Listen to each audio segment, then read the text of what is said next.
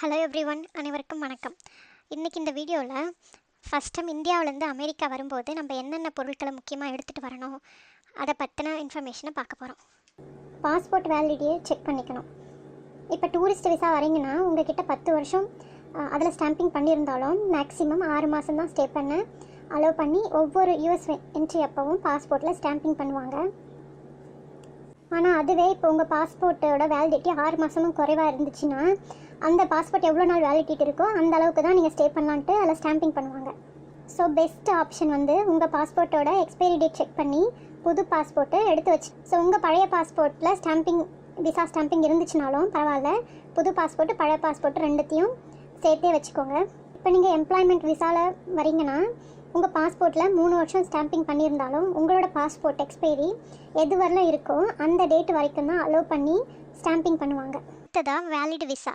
இப்போ நம்ம tourist visa வரோம்னாலும் சரி, இல்லை எம்ப்ளாய்மெண்ட் விசா வரோம்னாலும் சரி, அதுக்கு ஏற்ற அளவு வேலிடிட்டி இருக்கான்னு சொல்லிட்டு செக் பண்ணிக்கணும்.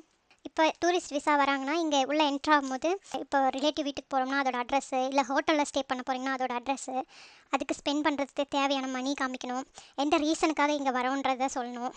ஸோ இந்த மாதிரி எல்லா இன்ஃபர்மேஷனும் கலெக்ட் பண்ணிக்கணும்.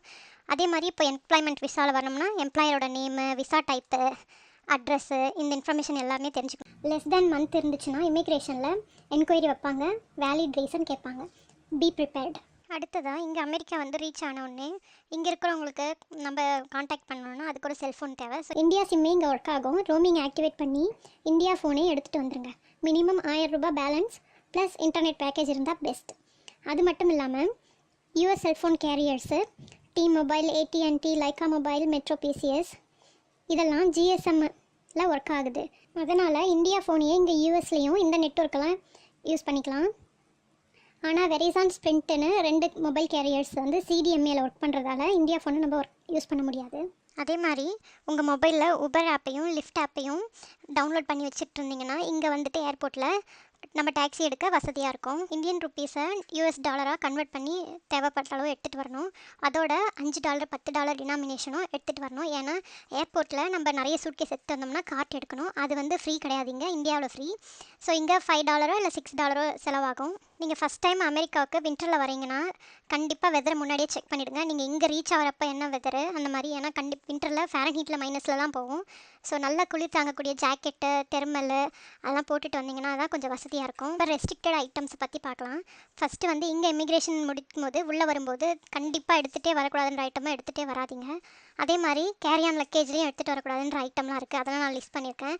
ஸோ அதெல்லாம் கண்டிப்பாக எடுத்துகிட்டு வராதிங்க. அடுத்ததாக டிரைவிங் லைசன்ஸு. இங்கே அமெரிக்காவில் ஃபஸ்ட்டு நம்ம ரிட்டன் டெஸ்ட் எழுதி பாஸ் ஆகிட்டு அதுக்கப்புறம் ரோட் டெஸ்ட்டையும் பாஸ் ஆனால் லைசன்ஸை கொடுப்பாங்க. ஸோ அப்படி இல்லைனா நீங்கள் இன்டர்நேஷ்னல் டிரைவர் லைசன்ஸ் இந்தியாவிலே எடுத்திருந்தீங்கன்னா இங்கே வெறுமனே ரிட்டன் டெஸ்ட் பாஸ் ஆனால் போதும், டைரெக்டாக லைசன்ஸ் வாங்கிடலாம். இப்போ நீங்கள் ஃபேமிலியோட ட்ராவல் பண்ணுறீங்கன்னா, அதுவும் குழந்தையோட வரீங்கன்னா மிக்ஸி, கிரைண்டரு, குக்கரு, இட்லி பாட்டு, மில்க் பாய்லரு இதெல்லாம் எடுத்துகிட்டு வந்தீங்கன்னா கொஞ்சம் ஈஸியாக இருக்கும். இல்லைன்னா இனிஷியல் டேஸில் குழந்தைங்கள வச்சுட்டு ரொம்பவே கஷ்டமாக இருக்கும். ஸோ அதே மாதிரி இப்போ மிக்ஸி, கிரைண்டர்லாம் ஊரில் வாங்குறீங்கன்னா இந்தியாவில் 110 வோல்ட்டு அமெரிக்காவில் ஒர்க் ஆகுமா அப்படின்னு கேட்டுட்டு வாங்குங்க.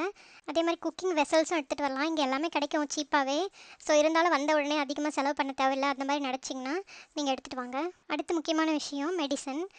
ஏன்னா இங்கே டாக்டரை சீக்கிரமாக போய் பார்க்க முடியாது, அப்பாயின்மெண்ட் எடுக்கணும், இன்சூரன்ஸ் இருக்கணும். அதனால் ஸோ உங்களுக்கு தலைவலிக்கணும் அந்த மருந்து, கோல்டு மருந்து அதெல்லாம் எடுத்துக்கலாம். அதே மாதிரி நீங்கள் கண்ணாடி போடுறவராக இருந்தீங்கன்னா கண்ணாடி ஒரு ஸ்பேர் கிளாஸை வச்சுக்கிறது ரொம்ப நல்லது. இங்கே நிறைய இன்சூரன்ஸில் கண் செக்கப் கவர் ஆகாது. ஸோ லென்ஸ் யூஸ் பண்ணிக்கனாலும் எக்ஸ்ட்ரா லென்ஸ் வச்சுட்டிங்கன்னா ரொம்ப ஹெல்ப்ஃபுல்லாக இருக்கும். அடுத்து நீங்கள் பேபி இல்லை குழந்தைங்களோட ட்ராவல் பண்ணுறீங்கன்னா அதுக்கு ரொம்ப முக்கியமான சில விஷயங்கள். ஃபஸ்ட்டு நீங்கள் டிக்கெட் புக் பண்ணும்போதே வித் பேசினேட் புக் பண்ணிங்கன்னா தான் குழந்தைங்கள வச்சுட்டு ரொம்ப ஈஸியாக இருக்கும். இல்லை நம்மளுக்கும் கஷ்டம், குழந்தைங்களும் நம்ம எவ்வளோ நேரம் நம்ம லேப்லேயே வச்சுட்டு வர முடியும். அடுத்ததாக பேசிஃபையர். நான் கை குழந்தையோடு இங்கே கூட்டிகிட்டு வரும்போது என்னோடய பீடியாட்ரிஷியன் ரெக்கமெண்ட் பண்ணார். நம்ம சாதாரணமாக ஃப்ளைட்டில் போகும்போது காது கும்முன்னு அடைக்கிற மாதிரி இருக்கும். அப்போ நம்ம சூ பண்ணுற மாதிரி பண்ணோம்னா அது கொஞ்சம் ரிலீஃப் ஆகிடும். அதுவே குழந்தைங்களுக்கு தெரியாது. ஸோ அதுக்காக தான் பேசிஃபையர் அவங்க வச்சுட்டு சூ பண்ணிகிட்டே இருந்தாங்கன்னா அது ஆட்டோமேட்டிக்காக அந்த ஏர் ரிலீஃப் ஆகிடும். அவங்களுக்கு ரொம்ப ஹெல்ப்ஃபுல்லாக இருக்குங்க. இல்லைனா குழந்தைங்க எதுக்கு அழறாங்கன்னே தெரியாத போயிடும். அடுத்ததாக கண்டிப்பாக பீடியாட்ரிஷியனை கன்சல்ட் பண்ணணும் உங்களோட ட்ராவலுக்கு முன்னாடி. ட்ராவலை பற்றி சொல்லுங்கள். அப்புறம் இன்சூரன்ஸு இங்கே ரொம்ப கட்டாயமாக இருக்கணும், குழந்தைங்களுக்கு கண்டிப்பாக தேவை. ஸோ அது எடுக்க கொஞ்சம் மந்த்து கூட ஆகலாம். ஸோ பெட்ரு நீங்கள் ஊர்லேயே கன்சல்ட் பண்ணிவிட்டு குழந்தைங்களுக்கு தேவையான அப் டு டேட் வேக்சினேஷனை முடிச்சுட்டு வந்துடுங்க. அதே மாதிரி இப்போ கை குழந்தையோட வரீங்கன்னா ஃபார்முலா தேவைன்னா ஃபார்முலா, ஃபுட்டு, டைப்பரு, அதுக்கு என்னென்ன பேசிக் ஐட்டம்ஸ் தேவையோ அதெல்லாம் கண்டிப்பாக செக் பண்ணிக்கோங்க, செக்லிஸ்ட் போட்டு. இந்த வீடியோவில் எனக்கு தெரிஞ்ச என்னோடய அனுபவத்தில் இருந்தால் நான் கேள்விப்பட்ட விஷயங்களை உங்கள் கூட ஷேர் பண்ணியிருக்கேன். இன்னும் வேறு ஏதாவது விஷயம் உங்களுக்கு எக்ஸ்ட்ராவாக தேவைன்னா கமெண்ட்டில் சொல்லுங்கள். இந்த வீடியோ உங்களுக்கு பிடிச்சிருந்தா எங்கள் சேனலுக்கு சப்ஸ்கிரைப் பண்ணுங்கள், லைக் பண்ணுங்கள், ஷேர் பண்ணுங்கள். உங்களை இன்னொரு வித்தியாசமான நல்ல வீடியோவில் பார்க்கலாம். தேங்க்யூ ஃபார் வாட்சிங்.